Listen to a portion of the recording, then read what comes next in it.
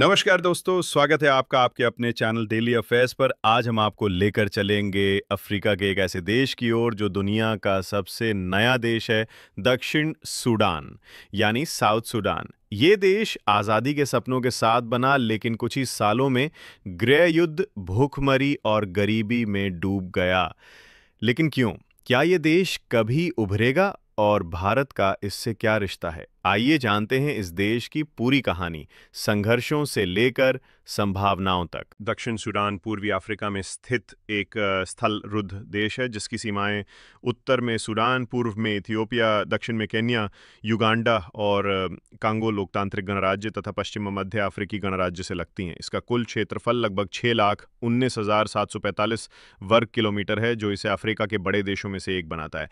इसकी राजधानी जूबा है, जो नील नदी के किनारे बसी है और देश का सबसे बड़ा नगर भी है। दक्षिण सूडान के भूगोल में विशाल समतल मैदान, दलदली क्षेत्र, घास के मैदान, उष्णकटिबंधीय वन तथा पर्वतीय क्षेत्र शामिल है। विशेष रूप से सुद्द नामक विशाल दलदली क्षेत्र, जो नील नदी के बहाव क्षेत्र में पड़ता है, विश्व के सबसे बड़े दलदलों में से एक माना जाता है।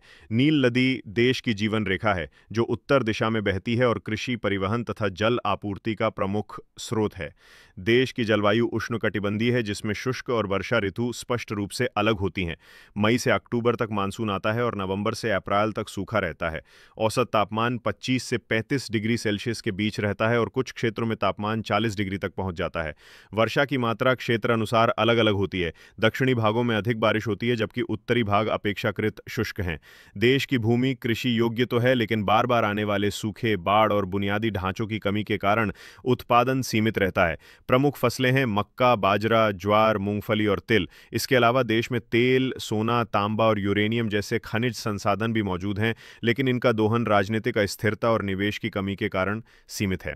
अब बात करें जनसांख्यिकी की, तो दक्षिण सूडान की जनसंख्या लगभग 1 है, जिसमें अधिकांश लोग ग्रामीण क्षेत्रों में निवास करते हैं और शहरीकरण की दर बहुत धीमी है। देश की जनसंख्या संरचना अत्यंत युवा है। लगभग 70% लोग 30 वर्ष से कम आयु के हैं और औसत आयु मात्र 19 वर्ष के आसपास है। देश में करीब 60 से अधिक जातीय समूह निवास करते हैं, जिनमें प्रमुख हैं डिंका, जो सबसे बड़ा समुदाय है, फिर नुएर, शिलुक, अजांडे, बारी आदि। जातीय पहचान दक्षिण सूडान की राजनीति, प्रशासन और संघर्षों में महत्वपूर्ण भूमिका निभाती है।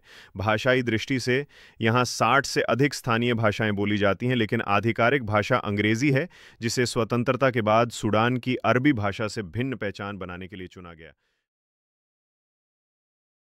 दक्षिण सूडान का इतिहास गहरे संघर्षों और लंबे समय तक चले गृह युद्धों से जुड़ा हुआ है, जो इस क्षेत्र की राजनीतिक, जातीय, धार्मिक और सामाजिक विविधताओं के टकराव का परिणाम है और जिसने इस नए राष्ट्र को स्थायित्व की दिशा में आगे बढ़ने से बार-बार रोका है। जब 1956 में सूडान ने ब्रिटेन से स्वतंत्रता प्राप्त की, तब दक्षिण के लोगों को उम्मीद थी कि उन्हें समान अधिकार, स्वायत्तता और विकास के अवसर मिलेंगे, लेकिन हुआ इसके विपरीत। सत्ता उत्तरी अरब मुसलमानों के हाथ में रही और दक्षिणी गैर मुस्लिम अफ्रीकी समुदायों को उपेक्षा और भेदभाव का सामना करना पड़ा। इसी के चलते 1956 में ही पहले गृह युद्ध की शुरुआत हो गई, जिसे पहला सूडानी गृह युद्ध कहा गया। ये युद्ध दक्षिण के अन्यन्या नामक विद्रोही समूह और खार्तूम स्थित सरकार के बीच 17 वर्षों तक चला और 1972 में अदीस अबाबा समझौते के बाद समाप्त हुआ, जिसमें दक्षिण को सीमित स्वायत्तता दी गई। लेकिन 1933 में उस समझौते को राष्ट्रपति जाफर नेमेरी ने रद्द कर दिया और पूरे सूडान में शरिया कानून लागू कर दिया, जिससे दक्षिण में फिर से विद्रोह भड़क उठा। इस बार विद्रोह का नेतृत्व SPLA यानी सूडान पीपल्स लिबरेशन आर्मी कर रही थी और इसके नेता है जॉन गरांग, जिन्होंने केवल दक्षिण की स्वतंत्रता नहीं बल्कि पूरे सूडान में धर्मनिरपेक्षता और संघीय ढांचे की मांग की। ये संघर्ष 22 वर्षों तक चला और इसे दूसरा सूडानी गृह युद्ध कहा गया। इस दौरान लगभग 20 लाख लोग मारे गए और 40 लाख से अधिक विस्थापित हुए। अंततः 2005 में कॉम्प्रिहेंसिव पीस एग्रीमेंट CPA के तहत युद्ध समाप्त हुआ और दक्षिण को स्वायत्तता तथा 2011 में स्वतंत्रता पर जनमत संग्रह का अधिकार मिला। जनमत में 98.83% लोगों ने स्वतंत्रता के पक्ष में मतदान किया और 9 जुलाई 2011 को दक्षिण सूडान एक स्वतंत्र राष्ट्र बन गया। लेकिन ये स्वतंत्रता भी शांति की गारंटी नहीं बन सकी, क्योंकि केवल 2 साल बाद ही 2013 में एक नया गृह युद्ध शुरू हो गया, जब राष्ट्रपति साल्वा कीर और उनके पूर्व उपराष्ट्रपति रिक मचार के बीच सत्ता संघर्ष भड़क उठा। राष्ट्रपति साल्वा कीर डिंका समुदाय से थे, जबकि रिक मचार नुएर समुदाय से आते हैं, और इस टकराव ने राजनीतिक संघर्ष को जातीय संघर्ष में बदल दिया। देश की सेना और प्रशासन दोनों 2 गुटों में बंट गए और देश एक बार फिर गृह युद्ध की चपेट में आ गया, जिसमें हजारों लोग मारे। युद्ध फिर शुरू हो गया।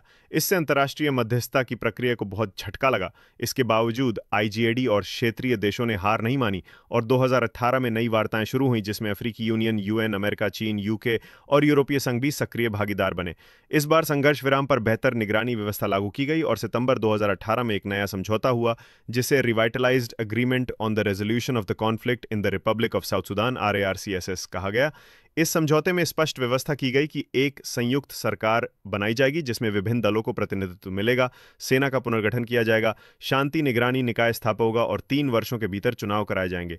इस प्रक्रिया में साल्वा कीर और रिक मजार ने सहमति दी और फरवरी 2020 में आखिरकार एक यूनिटी गवर्नमेंट। भारत ने इसकी आज़ादी के तुरंत बाद इसे मान्यता दी और जुबा में अपना दूतावास भी खोला। भारत की सेना और पुलिस बल लंबे समय से संयुक्त राष्ट्र के शांति मिशन में दक्षिण सूडान में तैनात हैं। दक्षिण सूडान तेल से समृद्ध देश है और भारत ने इसकी तेल इंडस्ट्री में निवेश भी किया है, खासकर ONGC विदेश लिमिटेड के जरिए। भारत हर साल ITEC और ICCR स्कॉलरशिप के तहत दक्षिण सूडान के छात्रों को भारत में पढ़ाई का मौका देता है। साथ ही वहाँ के नागरिक इलाज के लिए भारत के बड़े अस्पतालों में आते हैं। कोविड-19 के दौरान भारत ने वैक्सीन भी भेजी। ये था हमारा वैक्सीन मैत्री कार्यक्रम।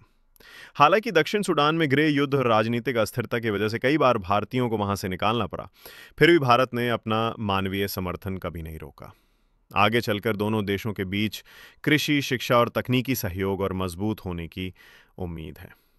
दोस्तों, भारत और दक्षिण सूडान का रिश्ता भले ही नया है, लेकिन इसमें दोस्ती, विश्वास और सहयोग की गहराई है। ऐसे ही और जानकारीपूर्ण वीडियो के लिए हमारे चैनल डेली अफेयर्स को लाइक, शेयर और सब्सक्राइब करना ना भूलें। धन्यवाद।